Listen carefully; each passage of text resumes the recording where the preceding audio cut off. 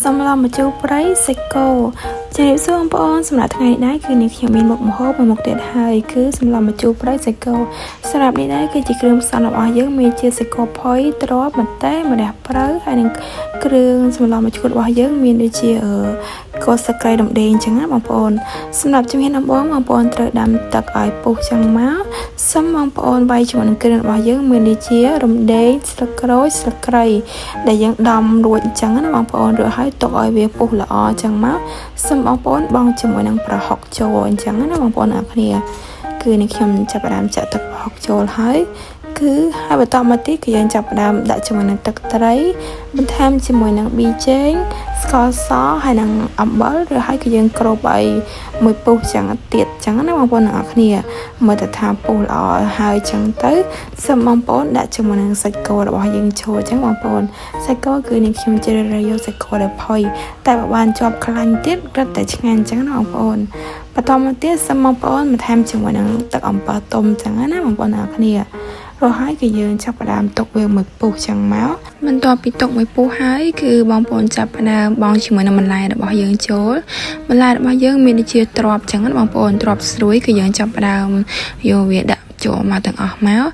សូមបងប្អូនចាប់ផ្ដើមគ្របមួយពុះដូចគ្នាដើម្បីឲ្យបន្លែរបស់យើងចាប់ផ្ដើមឲ្យញាប់ល្អចឹងណាបងប្អូនរួចហើយគឺយើងចាប់ផ្ដើមដាក់ជាមួយនឹងម្ទេសផ្លោកចឹងបងប្អូនធ្វើការហាន់ដោយដែលនេះខ្ញុំបានបង្ហាញហើយយើងដាក់ចូលទាំងអស់ចឹងមកដើម្បីបង្កើនរសជាតិសម្លរបស់យើងឲ្យកាន់តែមានជាតិហឹរតិចតិចហើយឆ្ងាញ់ចឹងដុតប្រៃហើយនឹងជូរចឹងណាបងប្អូនអរគ្នានេះដែរគឺសម្លម្ជូររបស់យើងបងប្អូនមើលទៅថាឆ្អិនល្អហើយសូមបងប្អូនមកថែមជាមួយនឹងម្រះព្រៅឬជាការស្រេចសម្រាប់បងប្អូនអ្នកតាមមក Subscribe នៅ Channel เพจនេះខ្ញុំសូមជួយ Subscribe អ្នកមួយដើម្បីជាកម្លាំងចិត្តនៅវីដេអូបន្តទៀតចឹងណាបងប្អូន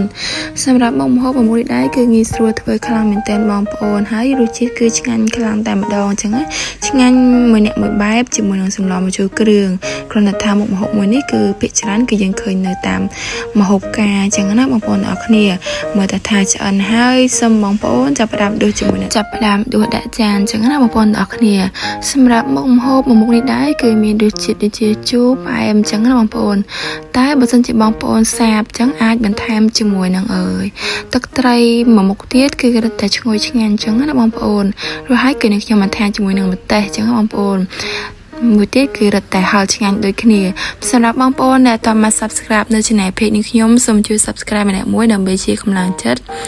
នៅវីដេអូបន្តទៀតចឹងណាបងប្អូនសម្រាប់បងប្អូនមានវិធីសាស្ត្រផ្សេងអាចខមមិនប្រាប់នាងខ្ញុំបានដូចគ្នាចឹងណាបងប្អូនសូមអរគុណសូមជម្រាបលា